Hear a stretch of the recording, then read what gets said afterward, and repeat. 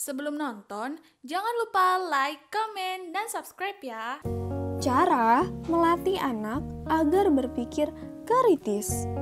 Anak-anak adalah pemikir kritis yang akan mengajarkan Bunda banyak hal berkat rasa keingintahuan almiah mereka. Pertanyaan selanjutnya, bagaimana cara mendidik anak yang tepat untuk mengembangkan potensi tersebut sehingga mereka dewasa? Mendidik anak bukanlah pekerjaan yang mudah.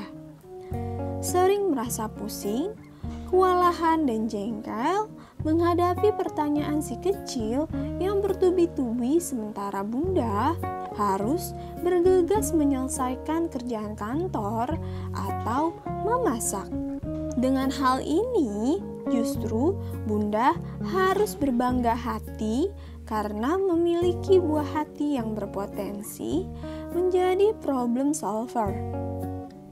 Karena memiliki buah hati yang berpotensi menjadi seorang yang jeli melihat sisi lain sebuah masalah dan cara penyelesaiannya. Tentu semua itu adalah cara mendidik anak yang Bunda terapkan menentukan segalanya. Belajar berpikir kritis adalah salah satu dari kemampuan yang wajib dimiliki anak-anak untuk masa depan mereka. Berikut beberapa cara melatih anak berpikir kritis. Pertama, dorong pertanyaan pada anak. Jangan langsung menjawab setiap pertanyaan yang diajukan anak-anak. Sebaliknya, tanyakan kepada anak apa yang dia pikirkan atau apa jawaban yang terbaik menurutnya. Banyak orang tua cenderung langsung menjawab pertanyaan anak tanpa mau mengajak anak-anak berpikir dahulu. Pola pembelajaran seperti ini yang sering membuat anak-anak juga ikut langsung mencari jawaban di internet atau di Google. Selalu berusaha menahan diri untuk tidak langsung menjawab pertanyaan yang diajukan anak-anak. Baik itu tentang pelajaran sekolah maupun pertanyaan sehari-hari. Coba untuk mengajak anak-anak berpikir mencari jawaban terbaik versi mereka. Dengan mengajukan pertanyaan balik secara terbuka, ini akan merangsang pembicaraan dua arah. Selain mengajarkan anak berpikir kritis, juga dapat menguatkan ikatan emosional antara orang tua dan anak. Kedua, jangan mengeritik. Kritik cenderung mengundang rasa rendah diri, apalagi bagi anak-anak yang belum pandai menyikapi kritikan. Seringkali anak-anak merasa bahwa mereka telah mengecewakan orang tua ketika mereka dikritik. Alih-alih mengeritik, temukan cara alternatif untuk memperbaiki masalah. Seandainya kita terpaksa mengkritik anak, jangan melakukannya di depan orang lain, sekalipun itu anggota keluarga sendiri. Seorang anak kemungkinan akan mematikan komunikasi jika mereka merasa bahwa orang tua mereka tidak mendukung apa yang sudah mereka perbuat, dan perilaku ini dapat menghantui ketika mereka tumbuh dewasa. Ketiga, hormati pendapat anak. Anak bukan burung beo atau boneka India. Meskipun kadang-kadang sulit untuk diterima, adalah normal dan sehat bagi si kecil untuk memiliki pendapatnya sendiri. Anak, laki-laki dan perempuan yang percaya diri dalam mengungkapkan pendapat mereka cenderung tidak mudah menyerah pada tekanan teman sebaya. Keempat, ajari anak tidak untuk merangkul keberagaman. Dorong si kecil untuk belajar tentang berbagai budaya dan etnis. Anak yang berpengetahuan luas akan memahami dan menghormati nilai-nilai orang lain. Salah satu cara yang mudah adalah dengan menerangkan arti perayaan hari besar masing-masing agama. Setiap kali tanggal merah keagamaan, coba Bunda bertanya pada anak-anak apa maksudnya. Dengan begitu, mereka akan memahami budaya setiap agama dan menghormati nilai-nilai yang dilakukan orang lain yang mereka kenal. Kelima, ajari si kecil menetapkan batasan pribadi. Islam mengajarkan setiap orang tua untuk memisahkan ruangan tidur anak laki-laki dan perempuan.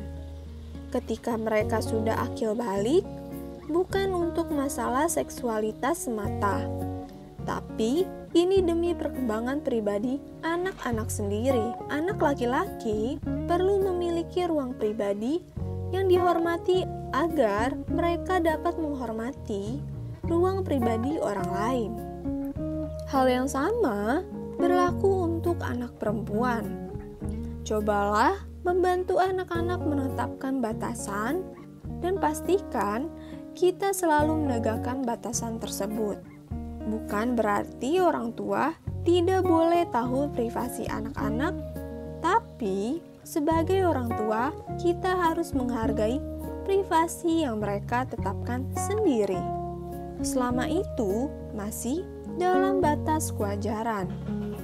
Keenam, membangun lingkungan tumbuh kembang yang baik. Anak-anak dapat berkembang dengan baik dalam lingkungan di mana mereka tahu bahwa mereka dicintai dan dihormati. Ingatkan si kecil setiap hari bahwa kita mencintai dan mendukung aktivitas positif yang mereka lakukan. Ketujuh, memahami proses pemikiran anak. Agar kita bisa menjadi konselor yang dapat dipercaya anak-anak, Bunda harus tahu dan mengerti bagaimana mereka belajar. Apakah si buah hati pembelajaran yang kreatif, logis, spesial, hanya untuk fokus belajar di ruangan sendiri, atau naturalistik? Carilah dengan rasa ingin tahu kemampuan unik anak Bunda dan terima kreativitasnya. Jangan pernah membandingkan proses kreatif anak dengan anak orang lain, karena setiap anak itu unik dan istimewa. Kedelapan, jangan berpikir untuk anak. Dorongan anak untuk berpikir mandiri, biarkan putra-putri Bunda memutuskan dengan alasan apa yang pantas bagi mereka. Biarkan mereka membuat pilihan, beri mereka ruang yang cukup untuk membuat keputusan, tetapi pastikan anak-anak juga tahu bahwa orang tua selalu ada di sana jika rencana mereka tidak berhasil. Kesembilan, ajarkan keterampilan manajemen stres pada anak. Bantu anak-anak Bunda untuk mengatasi stres dengan efektif. Misalnya, ketika mereka suntuk belajar atau mengerjakan soal, katakan pada anak-anak untuk berhenti sejenak dan persilahkan mereka bermain atau mengerjakan aktivitas lain yang mereka senangi. Kesepuluh, ajarkan anak-anak untuk mempercayai instingnya.